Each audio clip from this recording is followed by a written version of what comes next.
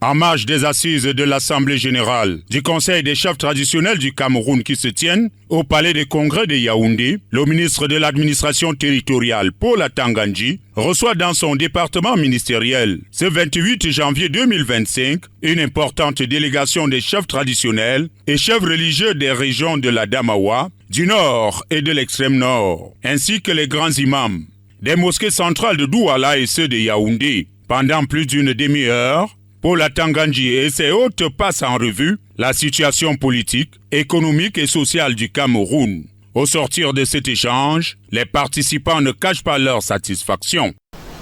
Les chefs traditionnels et chefs religieux de la région de la Damawa, de l'extrême nord et du nord, ainsi que les grands imams des mosquées centrales de Douala et de Yaoundé, se sont rencontrés pour faire une évaluation de la situation politique, économique et sociale du Cameroun.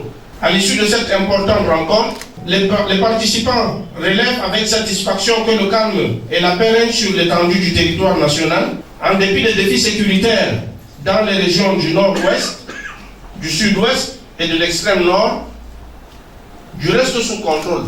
Aussi, adresse-t-il leurs remerciements au président de la République pour son implication personnelle dans l'organisation du Hajj depuis bientôt 6 ans.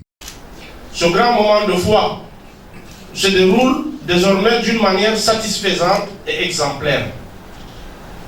En effet, le Cameroun est l'un des rares pays d'Afrique où le chef de l'État accorde non seulement une aide financière substantielle aux pèlerins, mais aussi s'assure que les fidèles, environ 6 000 pèlerins par an, qui séjournent à la Mecque et à Médine, rentrent au pays chacun avec 5 litres d'eau bénite, communément appelée Zamzam.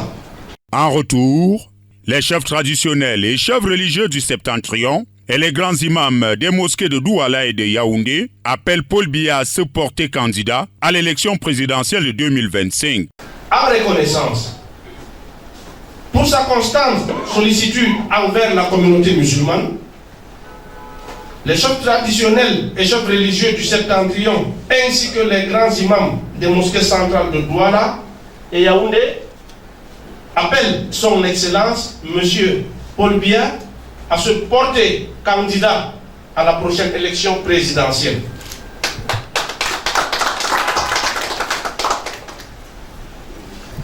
Ils l'assurent de leur soutien total et indéfectible, de leur bénédiction et des prières ferventes pour une victoire éclatante. Qu'Allah, le Tout-Puissant et Miséricordieux, balaie tous les obstacles sur le chemin de son Excellence, M. Paul Biya, afin qu'il puisse continuer à faire rayonner le Cameroun en Afrique et dans le monde. Le ministre de l'Administration territoriale, Paul Atanga-Ndji, à son tour, exprime son satisfait. Je crois que vous venez de prendre un engagement historique.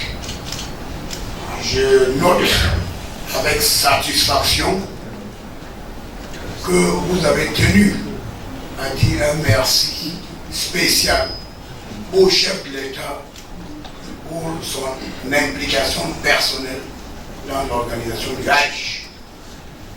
Je voudrais vous rassurer, Majesté, que l'engagement de son Excellence, Monsieur le Président de la République, en ce qui concerne le bon déroulement du Hajj, est total.